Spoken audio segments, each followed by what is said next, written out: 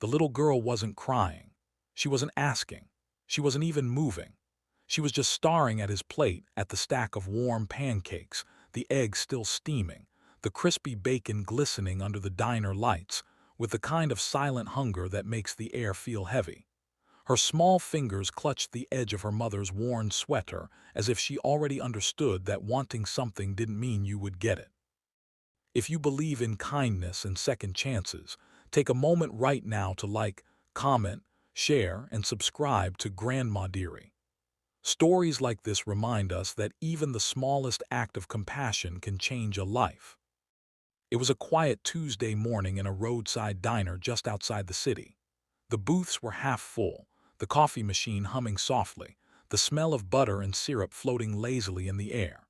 Daniel had chosen the corner seat by the window, as he always did. At 34, he carried himself with the polished confidence of someone who had worked hard to build a life from nothing. His tailored black blazer rested neatly against the teal vinyl booth, his watch gleaming as he cut into his breakfast. He liked routine. He liked control. He liked knowing that he had earned every bite on his plate. Across the room, near the door, stood a young woman in a faded denim jacket and a beige dress that had clearly seen better days.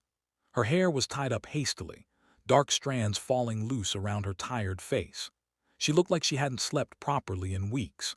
Beside her stood her daughter, no older than 4, with soft curls framing her pale cheeks and wide eyes far too serious for someone so young. The child wore a pink sweater slightly too thin for the chilly morning, and shoes that had once been white but were now scuffed gray. They hadn't ordered anything. Daniel noticed them only because he felt it, that quiet, persistent gaze. When he looked up, his eyes met the little girl. She didn't look away. She wasn't embarrassed. She wasn't shy. She was simply studying his plate with an intensity that made his fork pause midair. Her mother gently tugged her hand, whispering something Daniel couldn't hear. The woman's cheeks flushed red as she guided her daughter toward the door. It was the kind of practiced movement that spoke of pride battling desperation. She was trying to leave quietly, unnoticed, as though hunger itself was something shameful. Daniel told himself to look away. It wasn't his business. The world was full of people struggling. He couldn't feed everyone. He had his own problems, his own deadlines, his own carefully constructed boundaries.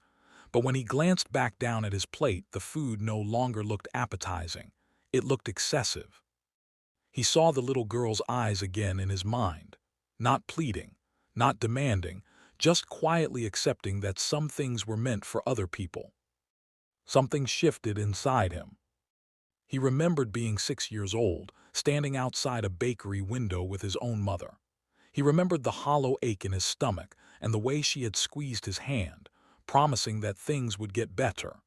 They hadn't, at least not quickly. His childhood had been stitched together with sacrifice and long nights. He had vowed that one day he would never feel that helpless again. And yet here he was, watching another child swallow her hunger like it was her responsibility. Without allowing himself time to reconsider, Daniel stood. The scrape of his chair against the tiled floor echoed louder than he expected. The mother was already reaching for the door handle when he spoke, his voice steady but unfamiliar even to himself. He didn't offer charity. He didn't offer pity. He simply told the waitress to add another full breakfast to his table. The woman hesitated.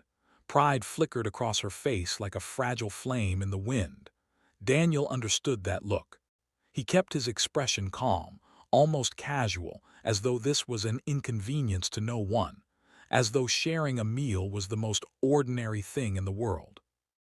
They sat across from him, awkward at first. The little girl climbed carefully into the booth, her small legs barely reaching the seat. When the plate was set in front of her, her eyes widened, but she waited.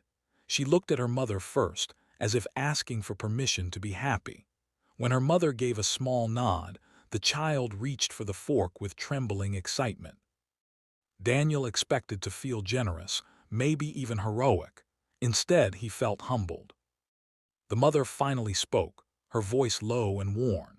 She explained that she had recently left a difficult situation. No dramatic details, no long explanations. Just enough to understand that starting over was not romantic or empowering. It was terrifying. She had been walking for nearly an hour, trying to figure out how to stretch the few dollars in her pocket until the end of the week.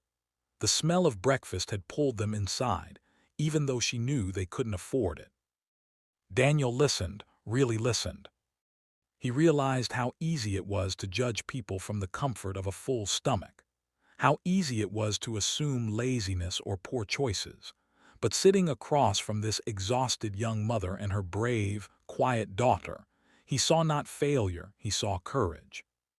The little girl ate slowly, savoring every bite as if she understood its value. At one point, she looked up at Daniel with syrup on her cheek and gave him the smallest smile. It wasn't dramatic. It wasn't exaggerated. It was pure gratitude, the kind that settles deep in your chest. When the bill came, Daniel did more than pay for breakfast. He asked the waitress for information about a local community center he knew supported families in transition. He scribbled down a name, a contact, and pressed it gently into the mother's hand. He didn't promise to fix her life. He didn't pretend to be a savior. He just opened a door she might not have known existed. As they prepared to leave, the mother's eyes shimmered with restrained tears. She thanked him in a way that sounded heavier than the word itself. The little girl waved, her curls bouncing, her stomach finally full. Daniel sat back down after they left, staring at the empty plate across from him. The diner felt different now, warmer, human. For the first time in a long while, success didn't feel like numbers in a bank account or a polished reputation. It felt like that quiet moment when someone chooses to see another